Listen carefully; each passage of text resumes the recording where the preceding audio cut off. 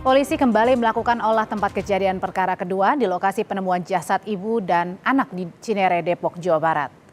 Kasus temuan jasad ibu dan anak di perumahan Bukit Cinere Indah, Depok, Jawa Barat yang semula ditangani Polres Metro Depok, kini ditangani Polda Metro Jaya. Dalam olah TKP perkara kedua, tim gabungan Direktorat Reserse Kriminal Umum Polda Metro Jaya melibatkan Asosiasi Psikologi Forensik atau APSIFOR. Kerjasama dilakukan untuk mengungkap misteri jasad ibu dan anak yang ditemukan di kamar mandi. Dalam olah TKP ulang, tim Polda Metro Jaya dan APSIFOR fokus menyelidiki sejumlah catatan korban sebelum meninggal dunia hingga memeriksa kondisi kesehatan korban selama hidup. Dari olah TKP, polisi kembali menemukan dan menyita sejumlah dokumen juga catatan untuk mendalami temuan tulisan "To you whomever" yang ditemukan di laptop korban pada olah TKP sebelumnya. Terkait dengan temuan baru polisi dalam olah TKP ulang kasus penemuan jenazah ibu dan anak di Depok, lebih lengkapnya kita saat ini akan berbincang dengan kriminolog Universitas Indonesia Adrianus Meliala dan mantan Kabareskrim Komjen Purnawirawan Ito Sumardi. Sore Bapak-bapak. Selamat sore, Pak. Saya ke Prof. Adri dulu. Prof. Adri, ini dari polisi kan menemukan ya ada pesan soal kematian mereka tuh you whomever ya. Menurut Pak Adri sendiri, pesan ini indikasinya apa?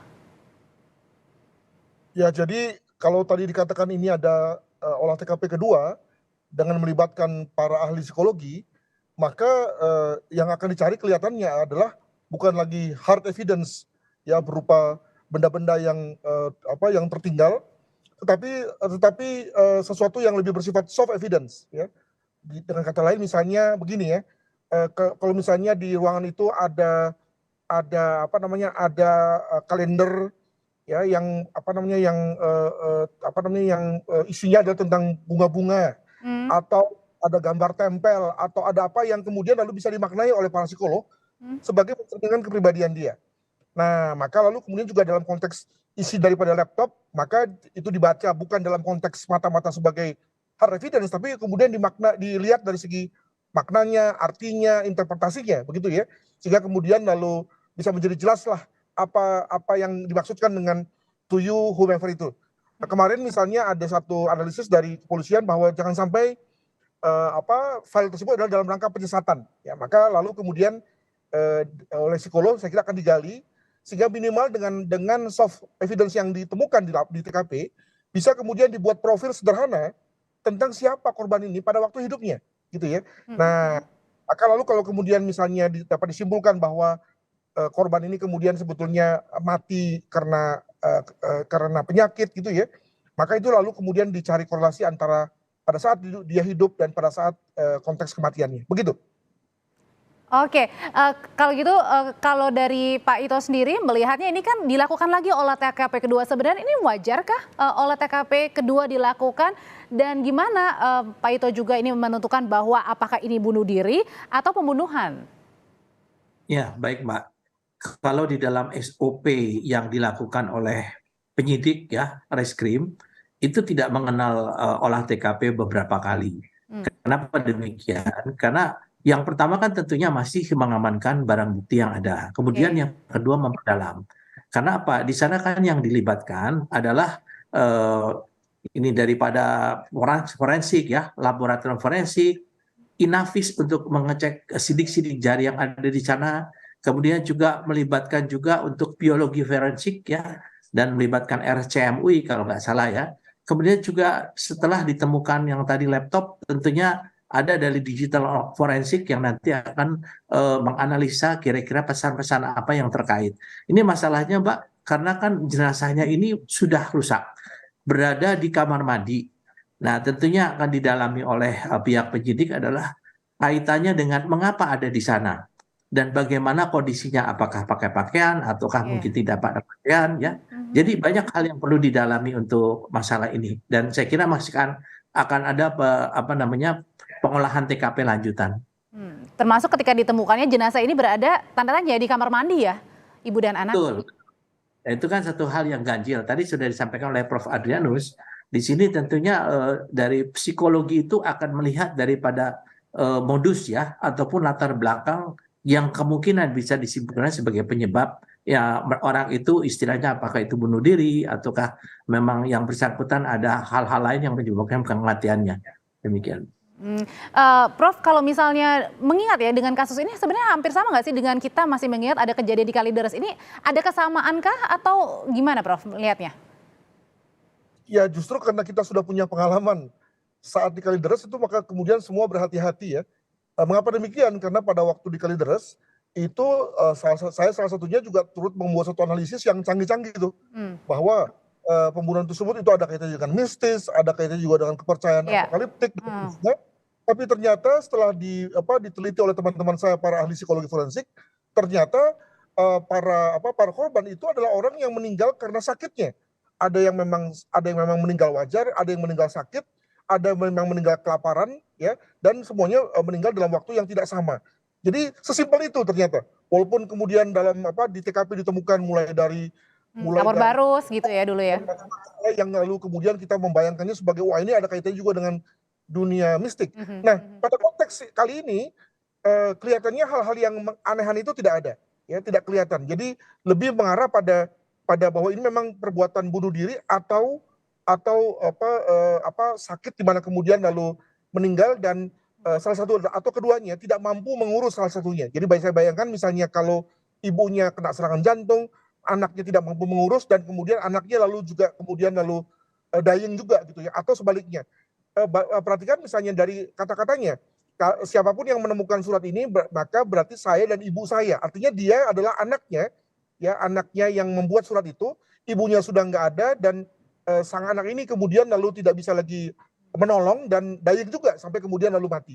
Nah, yang menarik adalah mengapa kemudian ada anak laki-laki tinggal bersama ibunya pada saat si anak laki-laki ini sudah berusia 40 tahun, sekitar itu.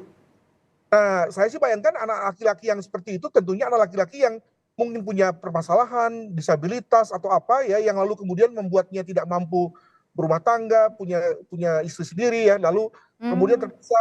Dari situ juga bisa diteliti juga ya Prof ya?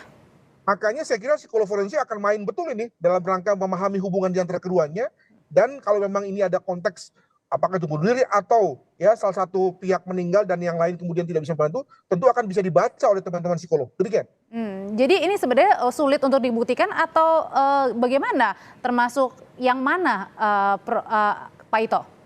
Kalau dari kasus kematian ibu dan anak ini?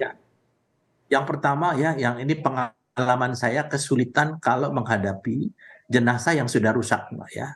Itu biasanya kalau yang hanyut di laut dan lain sebagainya ya. Nah, kemudian apa yang disampaikan Prof. Adrianus betul bahwa tentunya nanti akan didalami juga dari data yang bersangkutan tentang historical kesehatannya ya. Kan tentunya kan punya. Kemudian kan ada yang tadi disampaikan usia 48 seorang laki-laki, apakah memang punya keluarga? Padahal sementara yang bersangkutan, yang korban-korban itu yang saya tahu adalah bahwa kurang lebih sekitar 5 tahun mereka sudah tidak pernah berkomunikasi dengan keluarganya. Dan juga dengan masyarakat di sekitar itu tidak ingin bersosialisasi. Nah, disinilah dari pihak kepolisian meminta keterangan juga dari ketua RT maupun tetangga-tetangganya tentang pribadi yang bersangkutan. Ini tentu akan menyangkut kepada bidang ilmu yang didalami oleh Prof. Adrianus ya, yang lebih banyak di situ. Tapi kalau penyebabnya tentunya tadi harus dilihat daripada historical kesehatan mereka, kemudian komunikasi kepada siapa saja itu nanti akan dari laptop yang ditemukan. Saya balik lagi ke penemuan jenazah ibu dan anak ini di kamar mandi, Prof. Ini kan agak, kalau misalnya di Kalideres kan temuannya beda-beda ya, tadi ada di kamar, ada di ruang tamu. Kalau ini kan dua-duanya di kamar mandi, begitu ibu dan juga anak penemuan jenazahnya. Ini analisa dugaannya apa, Prof? Bisa dianalisa tidak? Nah, ini kalau kita menduga kemungkinan apakah itu sang ibu atau sang anak misalnya menderita serangan jantung. Itu kan bisa terjadi di mana saja. Lalu sang ibu atau anak ini kemudian jatuh terduduk, ya, lalu kemudian mungkin langsung anfal dan kemudian meninggal. Nah, untuk kemudian ditolong, nah kelihatannya apakah ibu atau anak ini tidak mampu menolong, tidak mau mengangkat, ya karena mungkin berat atau apa, sehingga kemudian lalu paling-paling hanya diberikan bantal. Nah, kan jadi mengapa bantal itu ada di situ adalah lebih kepada membuat sang korban yang sudah kena serangan ini kemudian lebih patut lah begitu. Nah, karena dalam hal ini pihak yang kedua ini ya, apakah itu anak atau ibu itu tidak bisa menolong, lama-lama dia pun juga kemudian duduk di situ dan dying ya, sekarat, dan Sekarat. makanya kemudian keduanya seperti meninggal seperti bersamaan padahal sebetulnya mungkin tidak begitu. Ya ini dugaan-dugaan yang yang mengasumsikan bahwa keduanya memang punya satu riwayat kesehatan dan karena sudah hidup bersamaan ya, sehingga lalu kemudian sudah semacam ada chemistry. Jangan lupa bahwa saya menduga begini, mungkin ini Pak Ito nanti juga punya analisis. Kelihatannya keluarga ini ketika ditinggal oleh sang suami, Iya, betul. Katanya ya, jadi lebih tertutup gitu ya. itu umumnya terjadi karena ketika satu keluarga sudah kehilangan breadwinner, pencari nafkah.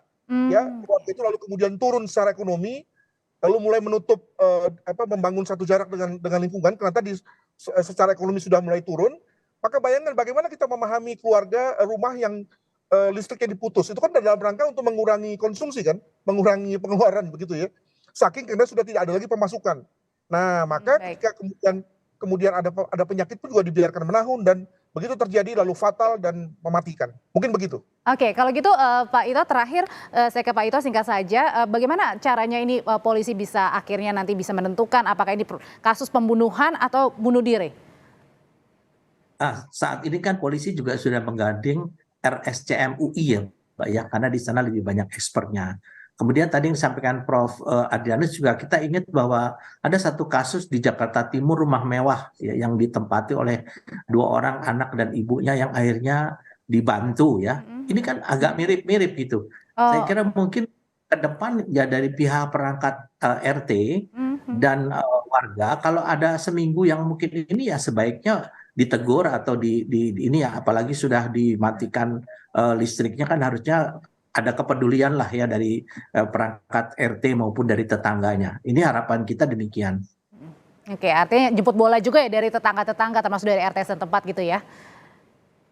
Terima kasih Pak Ito Sumadi, terima kasih Prof. Adrianus Meliala, sehat selalu Bapak-Bapak.